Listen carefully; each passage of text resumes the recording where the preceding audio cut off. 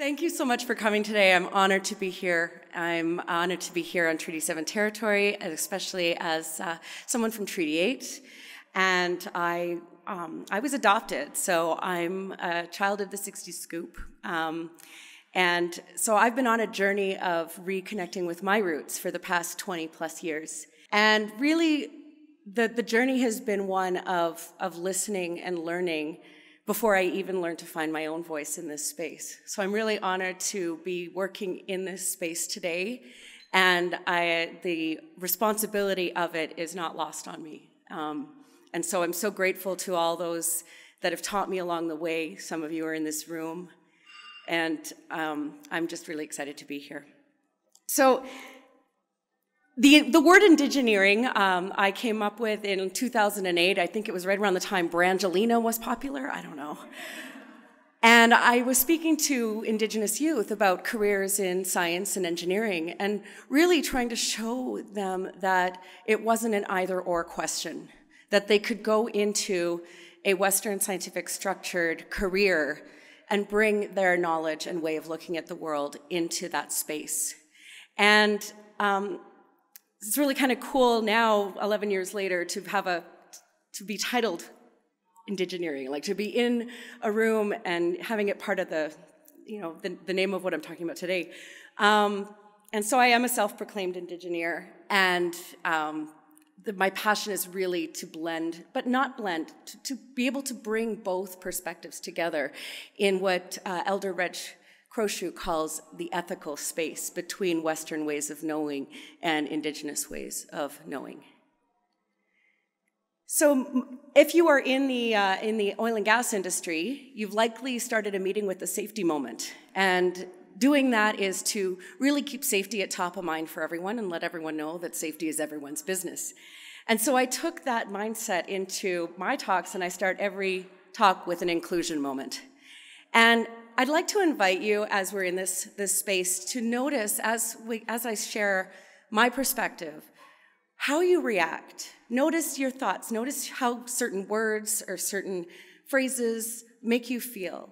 And I also want to invite you, if anything lands wrong, I am open to learning from you how that landed wrong, if it did.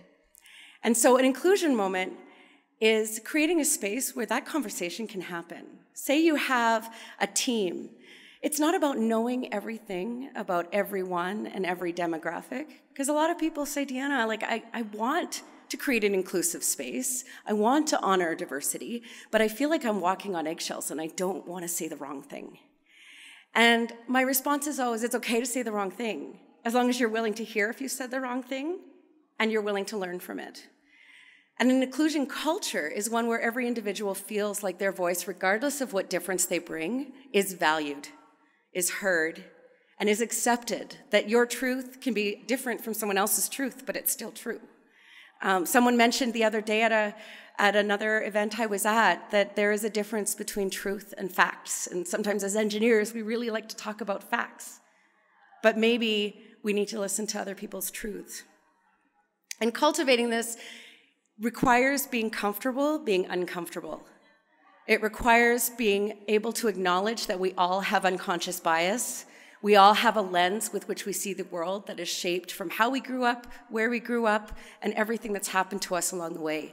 And so there's no blame, shame, or judgment around that. We all have that lens, but it's being able to examine that lens and ask ourselves, where is our reaction coming from? My definition of Indigeneering that's evolved over the years is combining Western scientific principles with Indigenous perspectives of interconnectedness and respect for Mother Earth. So why are we talking about this? Why Indigenous inclusion in the energy sector, in the oil and gas industry, or in business? Well, first of all, as someone who spent 20 years as an upstream engineer and technologist and a pipeline engineer, focused on sustainability, regulatory compliance, I believe collaboration beyond objections can lead to innovative solutions. I once was speaking to an elder who said, can you imagine if we moved forward together, Indigenous and non-Indigenous peoples, if we move forward together without having to fight it out in the courts? Can you imagine, like a lot of the major changes that have happened in the conversation around duty to consult have been from Supreme Court decisions. So what if we worked together to find better ways of doing that? I believe in my listening and in my journey of what I used to uncomfortably and now comfortably say my journey of decolonizing myself. I believe that what I've learned from Indigenous ways of knowing and elders around the world is that their perspectives of interconnectedness, sustainability, long-term views can actually be a catalyst to solving a lot of our greatest challenges. I believe that if we create a culture of inclusion, even if it's starting with Indigenous inclusion, but talking about inclusion in general, that inclusion actually includes every single person in this room, that we all bring diversity to the table, it benefits everyone. It benefits your teams, it benefits your organization, and it benefits your results.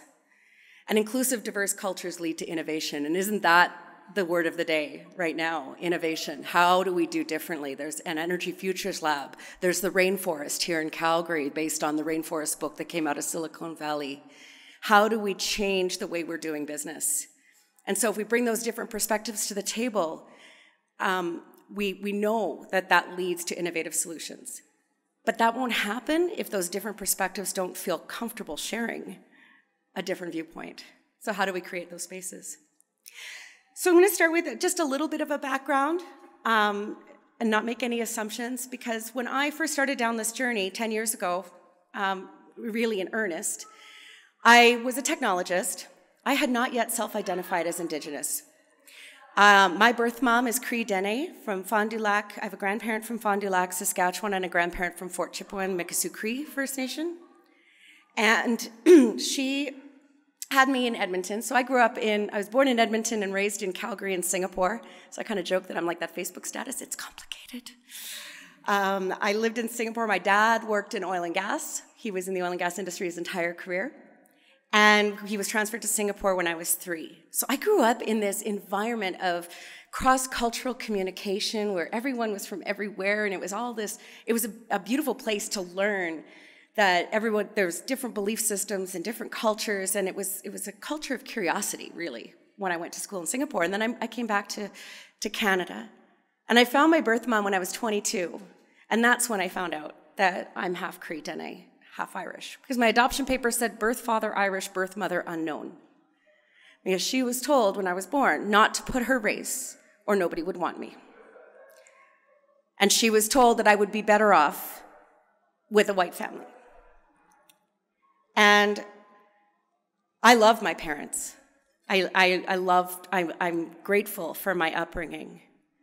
But I did miss out on understanding and knowing that side of me until I found her when I was 22. And now I can say, like, I'm connected to my family. I've been to family reunions. My husband has 3 mother-in-laws. It's wonderful. Right, honey? Sorry.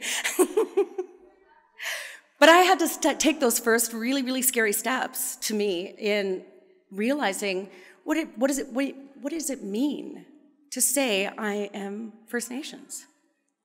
What does it mean to say I am Indigenous? I was terrified of saying the wrong thing, of doing the wrong thing, of not being welcome, of not knowing how to step in those spaces. And I went to see an Aboriginal counselor at Lakehead University. That's where I went back to school to get my engineering degree. And I told her that. I said, I want to learn more. And I know that my people, Cree Dene, are not very, we're not from here in Thunder Bay, Ontario, but I want to learn more in general, and I don't know where to start. She said, Deanna, you're not alone. And that's actually the first time I learned about residential schools. That's the first time I learned about the 60 scoop. I had never even heard that term. And she said, you are of the 60 scoop, which was a time from the 60s to the mid-80s, where it was actually written in our government mandate to get Indigenous children out of Indigenous communities so they could assimilate into our modern society. And so I started down that process of learning. I joined the Lakehead University Native Student Association. Oh, by the way, all my fears never happened. I was always welcomed. I was always made to feel like I had just as much of a right to be who I am. Well, not always, but most of the time. But we are all on a healing journey. And that's one thing I've learned is when we know better, we do better, but hurt people hurt people. I learned that from Holly Fortier in one of her Aboriginal awareness courses. That was me attending an Aboriginal awareness course. I knew nothing. And so 1.4 million people in Canada, the fastest growing demographic in Canada, the youngest demographic and increasingly more urban. So if we're engaging with Indigenous peoples, yes, we need to engage with the nations and the traditional territories around the places that we work or the places that our operations are, but we're also here. We're here in Calgary. There's friendship centers, there's events.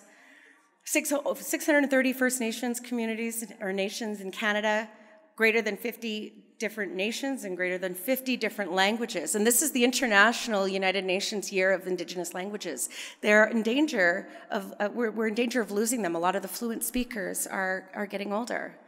One thing that I did learn, and it's almost always the first question that I'm asked in private, is what is the right word? Is it Indigenous? Is it First Nations? Is it Aboriginal? And I always answer, it's a hard and fast, it depends. It depends. It depends on whether you are creating a policy that you want to be all-inclusive of First Nations, Métis, and Inuit. It depends on whether you're in Canada or the United States or Australia or New Zealand or Peru or Bolivia or Ecuador or Mexico. It depends. But don't be afraid to ask. And listen to how people self-identify. A lot of nations will self-identify by their nation. I'm Anishinaabe, or I'm Cree, or I'm Dene. So if you're speaking to one group, listen to how they self-identify. And it's okay to ask. Métis people of Canada were initially of mixed ancestry. I'm not Métis. I self-identify as First Nations Irish. And most people feel that Métis are separate and distinct cultures, but it doesn't necessarily mean every person that is mixed. It's a genealogy that's traced back. In 2003, the Supreme Court of Canada affirmed that Métis people hold the same Aboriginal right to hunt for food as recognized in Section 35 of the Canadian Constitution. The Meiji Sash, you may notice that is worn by men around their waist. It's worn by women over the shoulder. And the colors in the weave may represent different families, but not always. So listen, ask. It's okay to not know everything as you step down this journey. Inuit people of Canada are people of the north. The singular is Inuk. They're Indigenous peoples that inhabit the Arctic, so Canada, Alaska, Greenland, even Russia. In Canada, the Inuit live in the territory of Nunavut, in the northern third of Quebec, in Labrador, and in various parts of the Northwest Territories. And in Canada, Eskimo is considered a pejorative term.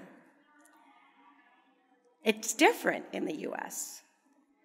In the US, Eskimo is often used, which includes the Yupik and the Inuit peoples. In Greenland, it's Kalalit. In Russia, it's Eskimo, albeit in Russian, which I do not speak. I can be polite. Privyet, spasiba. But mostly Yupik people, with the exception of Inuit on the Big Diamond. So identities differ depending on borders, which actually are often borders that were set in place long after the peoples resided there, like the Canada-US border. So what is reconciliation? And why do we have a part in it?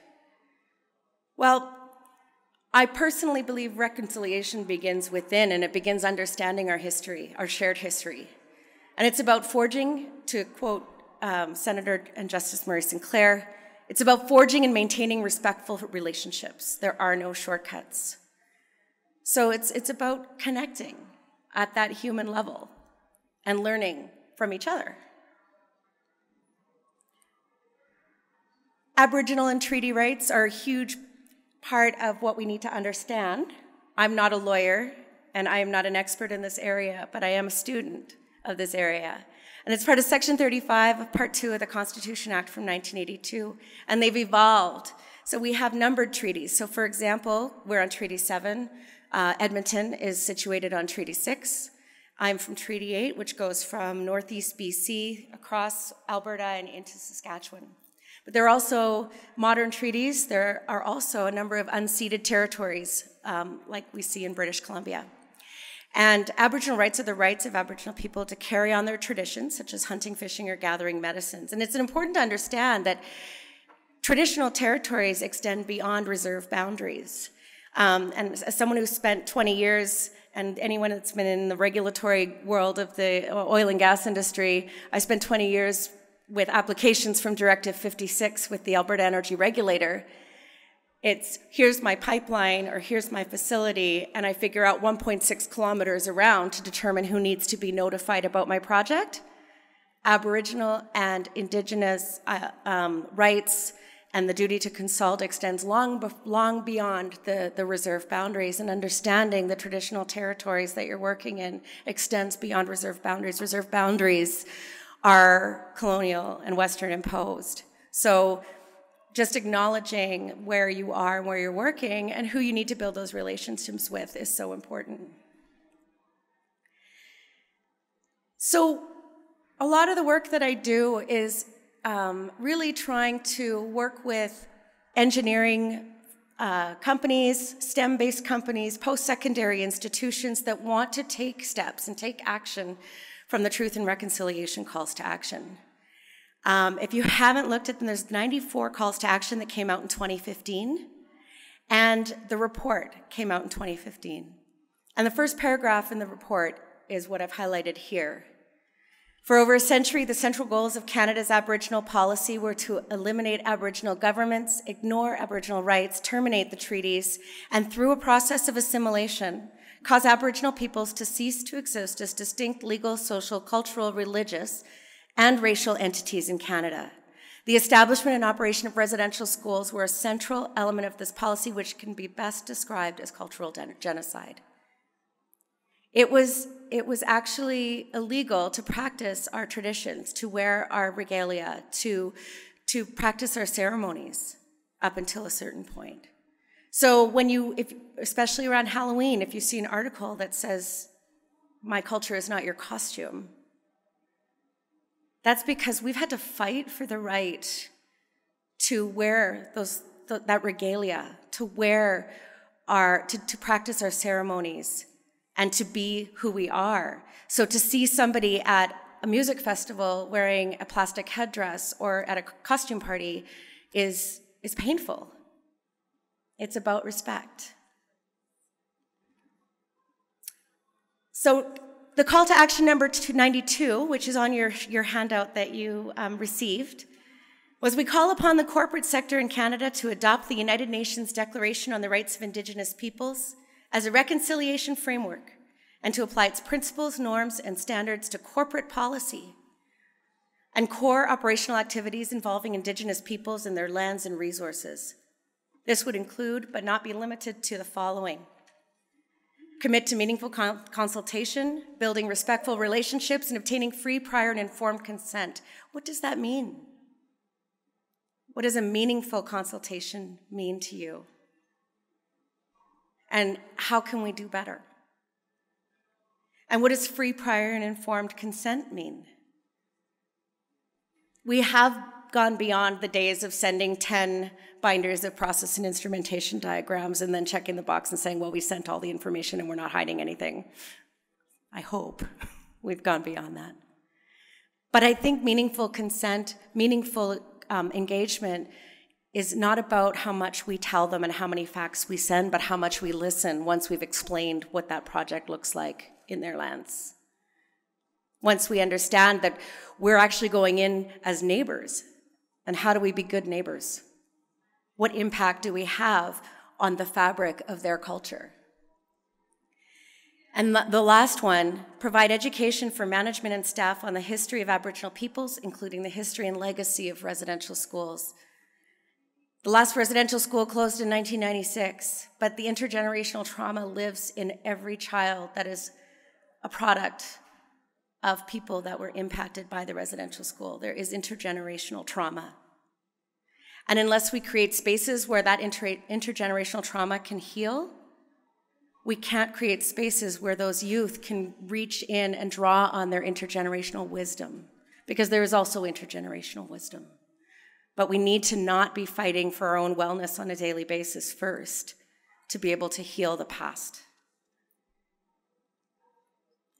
The last sentence here is one that really resonates with me. This will require skills-based training in intercultural competency, conflict resolution, human rights, and anti-racism. I challenge to the suggestion that if we all had that training and competency, we'd all benefit from it. So how does this connect to sustainability? Well, often we've seen the triple bottom line, the 3 Ps: people, planet, prosperity, people, planet, profit. But I've often heard and totally believe in, I can't believe I just said totally, believe in the quadruple bottom line. That it includes culture. Culture of the areas that we're working in, culture of our organizations, culture of our societies. And it includes acknowledging the humanity in all of those spaces. Energy, the energy industry, is science. E equals MC squared. It's factual. It's logical. And energy transition is human. In order to do better, in order to meet sustainable development goals, in order to get where we need to go for our future generations, we need to understand and acknowledge and accept that it's a human endeavor. So as much as I know engineers don't like it when I bring up feelings, we need to bring feelings and emotion and humanity and logic and love and heart and spirit into the conversation. And that is one thing I've learned in stepping in Indigenous spaces. My family, the people I've learned, the elders I've listened to, they don't separate those parts of self. Leave your heart, leave your emotions, leave your soul at home and come and work and do your job and do the math. You don't hear that. You open up an engineering conference for the American Indian Science and Engineering Society with a blessing from an elder and a smudge. Or you're my mom, who was recently ordained into the Anglican Church in Vancouver and presented by the bishop and her Sundance chief with a drum circle at the front of the church. If that's not an example, by the way, of reconciliation, I don't know what is. That was a really powerful, powerful moment. So when we look at the United Nations Sustainable Development Goals, there are 17 of them. When I first read these and looked at them, no poverty, zero hunger, my mind couldn't help but think of the disparity between Indigenous Canada and non-Indigenous Canada, and the fact that we have a gap that we need to close.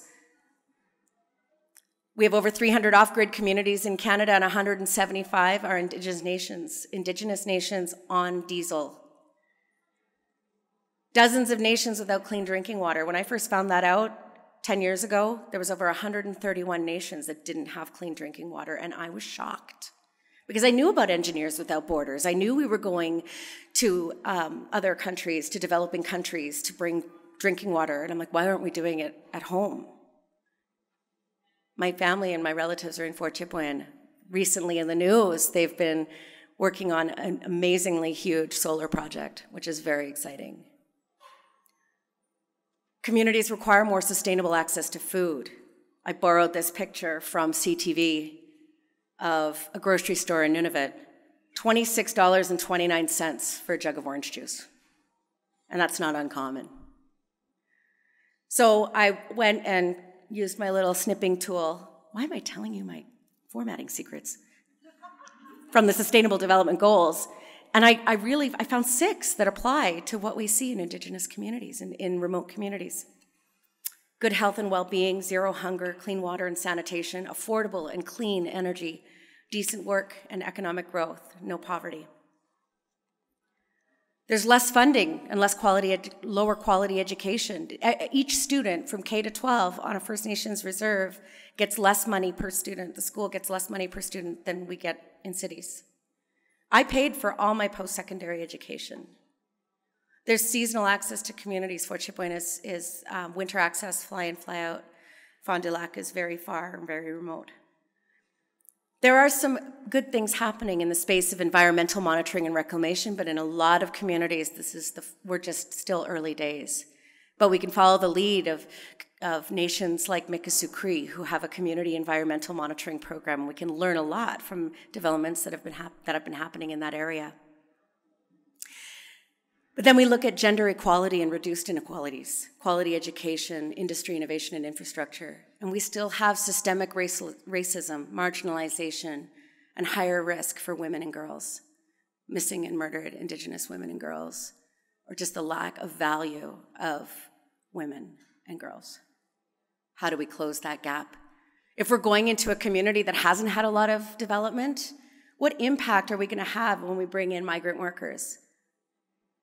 What impact are we going to have when we have an influx of people into a community that hasn't seen the kind of growth that, say, Fort McMurray saw 30 years ago? This is a global question. This is a question that we have when we're going into Kazakhstan. I had the opportunity to teach in Kazakhstan, and they are today experiencing what Fort McMurray was experiencing 30 years ago: the good, the bad, and the ugly. But there's so many amazing things happening.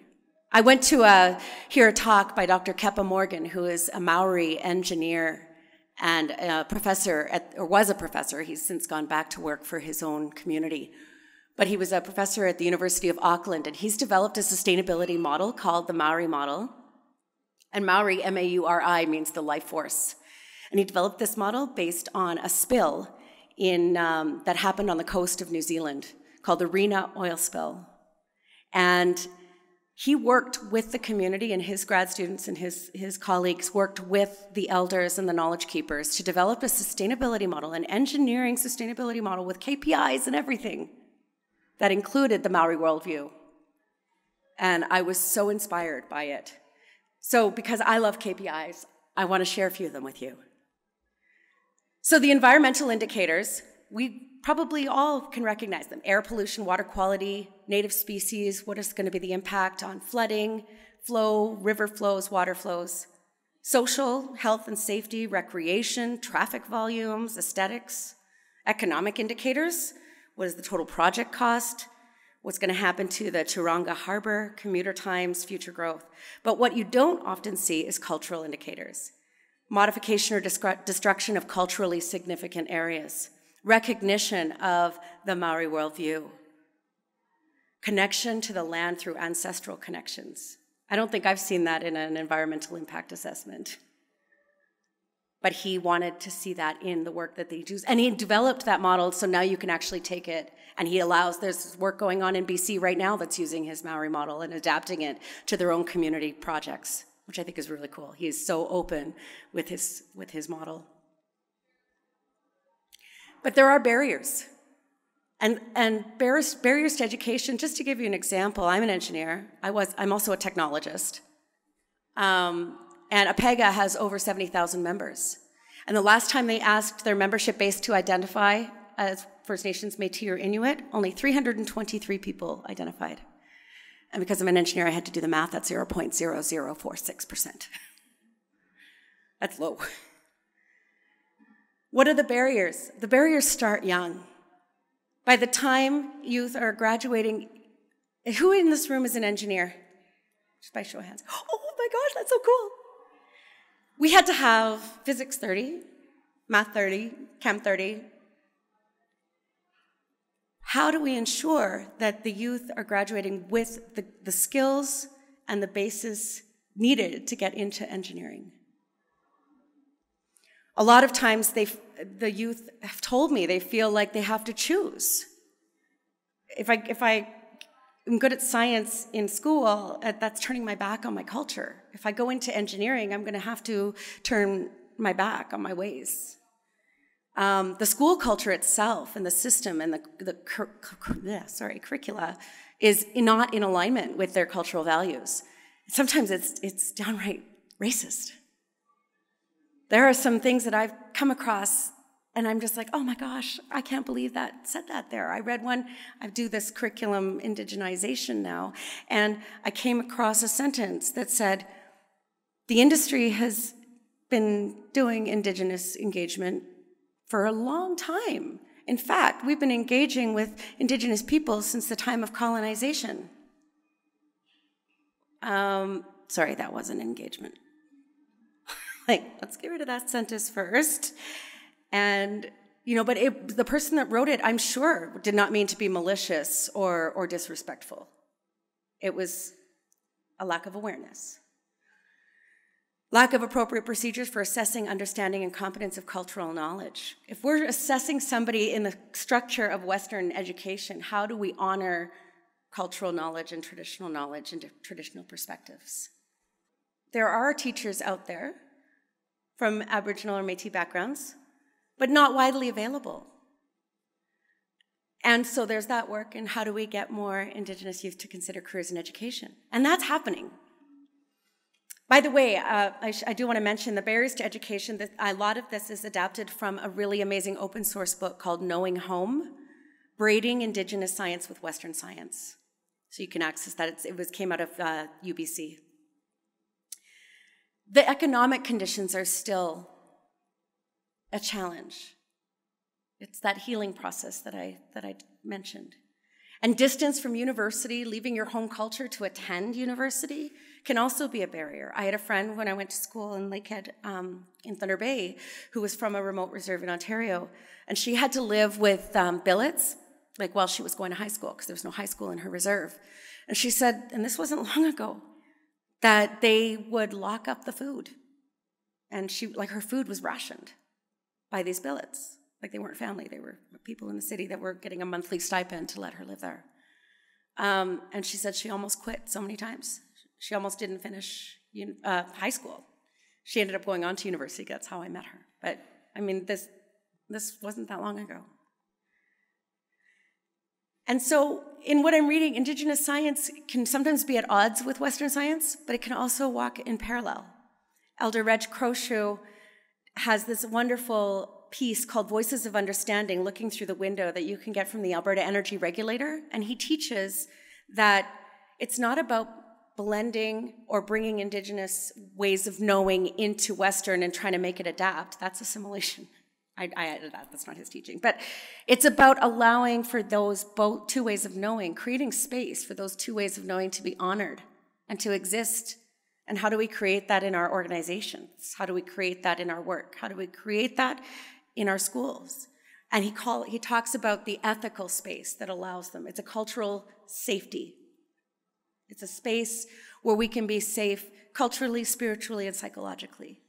Anyone that's in the safety realm in the oil and gas industry has probably heard that the OH&S Act has been updated for the first time en masse since 1978, I think.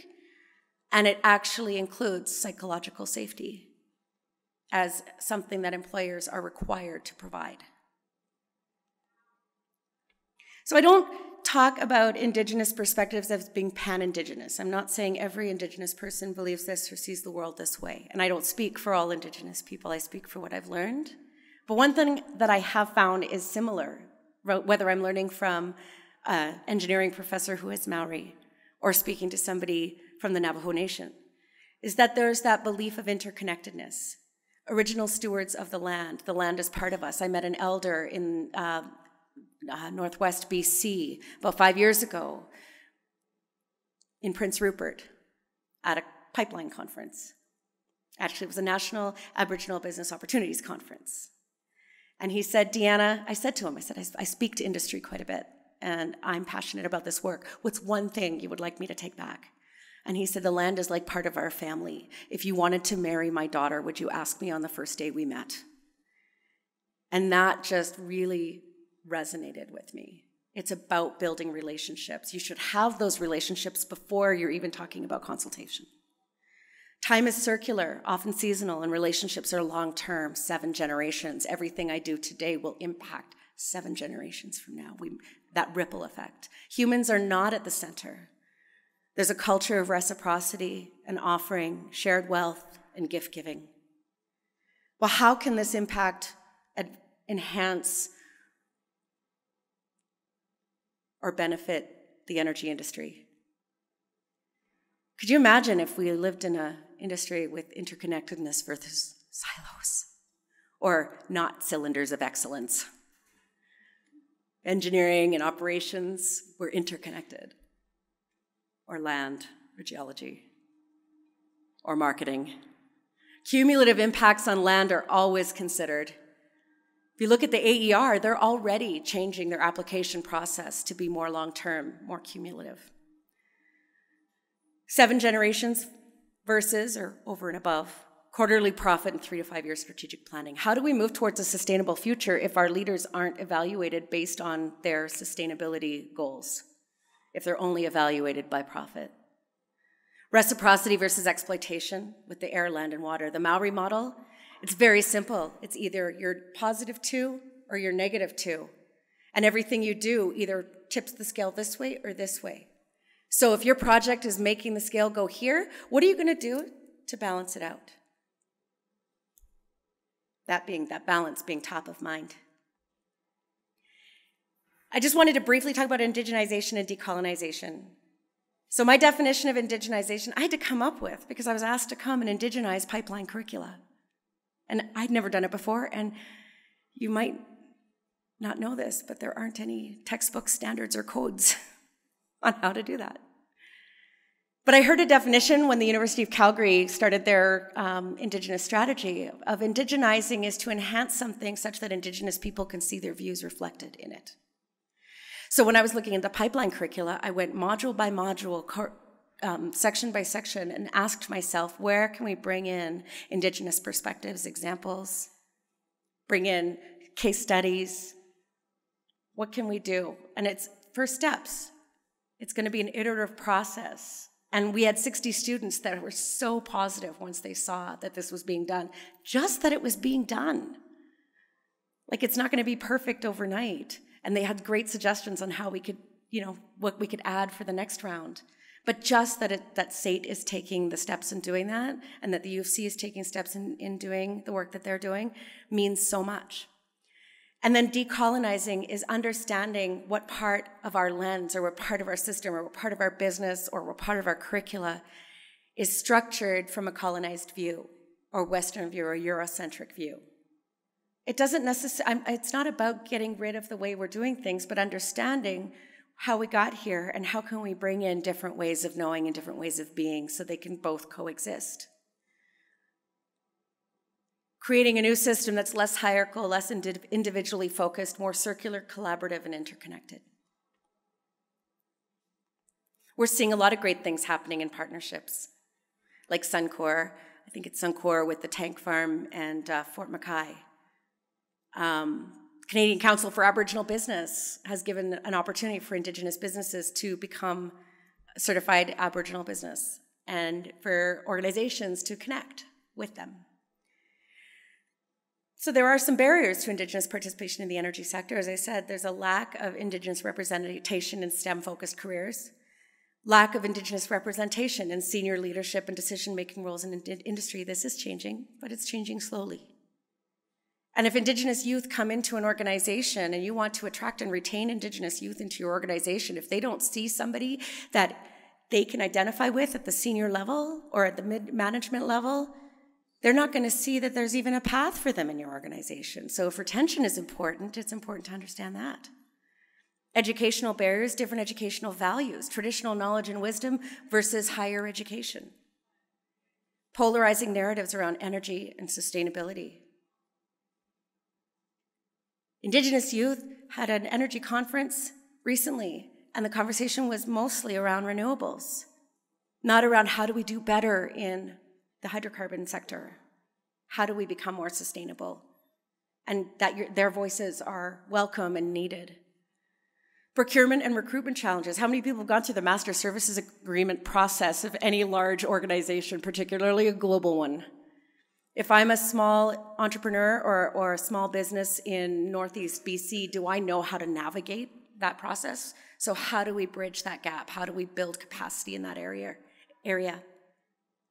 And lack of inclusion and respect of Indigenous perspectives. And I honestly want to say, and there's also outright racism. I've had students tell me that they went to do a job in pipelines and were kicked off a site because they thought they were protesters. Or another student who told me, who is a certified welder, that she stepped on a work site and the construction crew threw their garbage at her and said, "Pick that up, you're a token hire." And she never told anyone at work because she didn't want it. She didn't want to be that person. She didn't want to be singled out. She didn't want to jeopardize her job. But we need to be comfortable and courageous enough to have these conversations and acknowledge that until we fix that, until we fix and not accept, the culture of any organization is shaped by the worst behavior the leaders are willing to tolerate.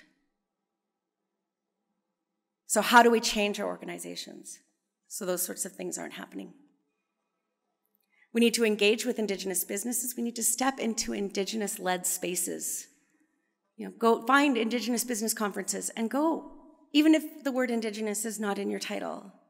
If you're an engineer, if you're a geologist, if you're a manager, because you can learn so much. Create opportunities for youth to learn about energy. Let's increase the energy literacy. And we all need to step out of our own echo chambers because we have them, where it's a human nature to surround ourselves with people that think like us, or that we feel that we resonate with, that understand us. But sometimes we need to get comfortable being uncomfortable and stepping into spaces where we don't necessarily understand, and be open to learning and changing our minds. There's a lot of great things happening. Indigenous youth energy literacy programming that I'm hoping to bring to Canada that's happening in the US right now. There's a nonprofit that I'm a part of called Indigeneering. We do Lego robotics challenges with K to 12. We get kids really excited about science, everything from medicine to engineering. At the University of Calgary, we have the overall Indigenous strategy. The Haskayne School of Business has the Chinook Scholars Program, which is the only location for this program outside of BC. The Schulich School of Engineering just hired their first Indigenous engineer in residence, and I'm working with faculty and students, and we want to create an access to engineering program that helps bridge the gap for students. And we're creating a student club that I met with the students yesterday.